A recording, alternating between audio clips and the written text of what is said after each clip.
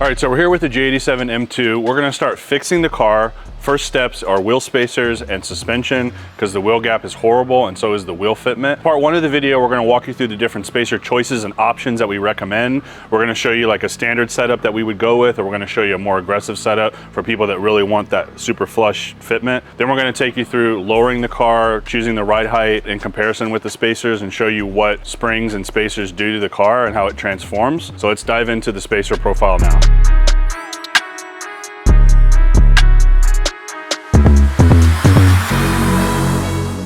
A couple years back, we partnered up with Macht Schnell on the spacers. We have a lot of spacer options on the website for the G80, and we dialed in the best spacer kit for the G80. So we're again going to partner up with Macht Schnell on the spacers and dial in for the M2, and we're going to put a couple options on the website. So make sure you check precisionsport.com. We'll have everything linked down below in the description.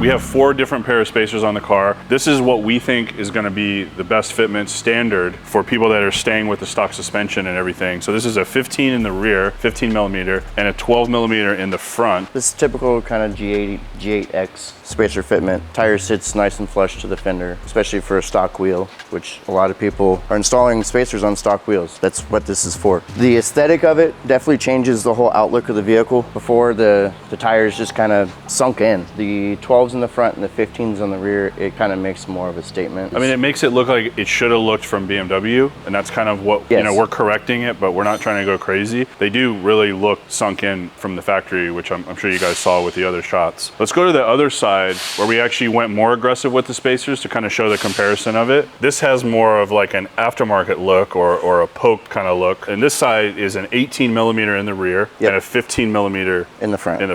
And this right here, for some people, it is the look that they're going for. For a OEM look, this is a little more aggressive. Now this right here might be perfect for whenever the car is lowered, just due to the suspension travel and everything. The tire might actually move up into the fender a little bit, and it might look same as the other side. But again, we don't know what that looks like right now. It's factory ride height. It is a little more aggressive, but it's not over the top. Yeah, I mean, I think this is the max sizes that should go on this car. I think if we get into 20 millimeter, 25 millimeter, it's gonna look like the wheels are 13 inches wide. It's not gonna work. One thing to note is that BMW did fix the rubbing issue on the front fender liners. With the M3 and M4, as soon as you install spacers, even 12s and 15s, they do rub the inner fender liner. We just did the test with it and they do not rub. Kudos to BMW on fixing that and acknowledging that. The next step for us now is we're gonna get the AST kit on the car. We're gonna dial in the ride height and get rid of all of this crazy wheel gap that's here. And then we'll redial in the spacers. Take the spacers off. Yep, we'll put on, you know, what we think is gonna work with the car lowered. So let's dive into that install.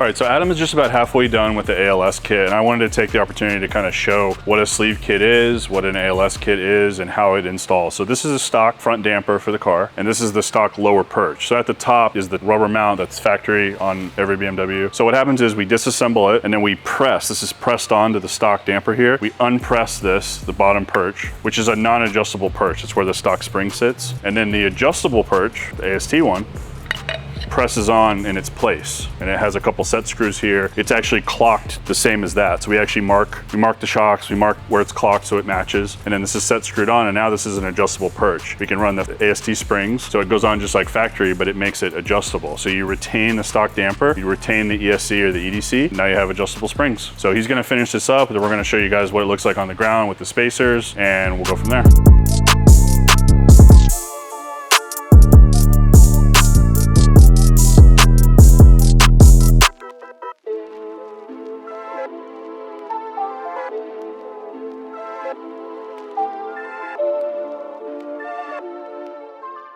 All right, so now the car's lowered on the ALS suspension from AST. So basically this is the optimal setup, 15 millimeter in the front, 18 millimeter in the rear with the adjustable lowering spring kit. We think that's gonna be the best. Before, right, the 12 and 15s were the best for stock. The way that the 12s and 15s look on stock suspension is what the 15s and 18s look like with the ALS kit. So we'll have a combo package with the 15-18 with the ALS kit and the 12s and 15s at a stock height. It doesn't look bad with 12s and 15s, but it's not the optimal look that you're trying to go for if you were to lower the car. Just did about 30-mile test drive with everything on the car to let the springs settle, and there's absolutely no rubbing. So it's a pleasant surprise from when we came out of the G80, and every time I would reverse or take kind of a sharp turn at full lock, we had that rub. It's not present on this chassis, which is super cool. So next we're gonna throw on some aftermarket wheels and change the setup again and show you guys how that works, and we'll dial that in with the adjustable springs. So let's dive into that now.